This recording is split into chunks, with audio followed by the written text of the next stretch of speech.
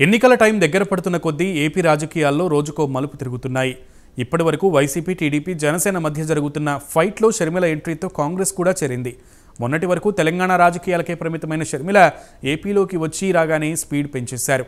PCC పగ్గాలు తీసుకున్న ఆమె అన్నపై విమర్శల బాణాలు ఎక్కువ పెడుతున్నారు. రోజుకో జిల్లాలో పర్యటిస్తూ రోజుకో షాక్ ఇస్తున్నారు షర్మిల.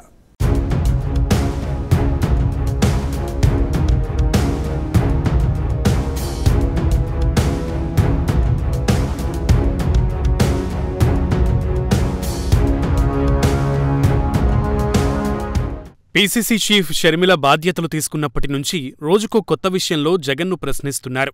తనను ఒంటరిని చేసిన విషయం, ఇంటి తగాదాలు అన్నింటిపై సీరియస్గా రియాక్ట్ అవుతున్నారు. ఇప్పుడు ఆమె మరో అడుగు ముందుకు వేశారు.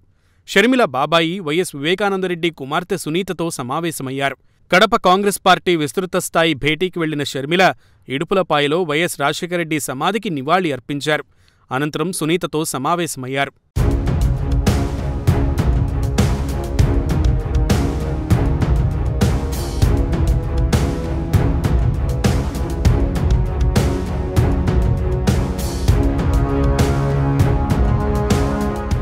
కడప నా పుట్టినిల్లని చెప్పుకొచ్చిన షర్మిల, జగన్ ఎలా పుట్టారో తను కూడా అలానే పుట్టానన్నారు.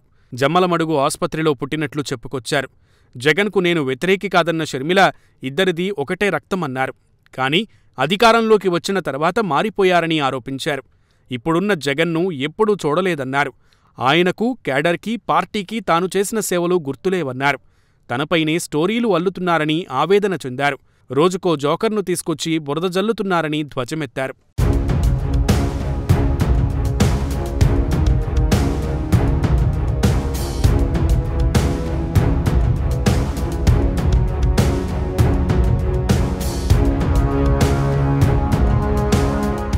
షర్మిల ఇప్పటివరకు చాలా అంశాలను ప్రస్తావిస్తూ వస్తున్నారు. కుటుంబ వ్యవహారాలు, పార్టీ అంశాలు, ప్రజా సమస్యలు, ఇలా ప్రతి ఒక్కదాంట్లో జగన్ను సూటిగానే ప్రశ్నిస్తున్నారు.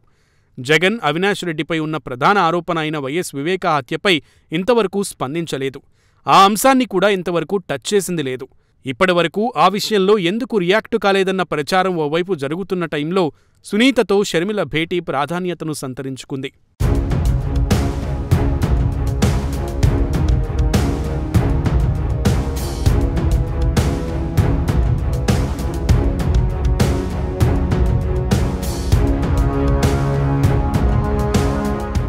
సునీత, షర్మిల భేటీలో ఏ అంశాలు ప్రస్తావనకు వచ్చాయో తెలియదు కానీ దీనిపై రకరకాల ఊహాగానాలు జరుగుతున్నాయి.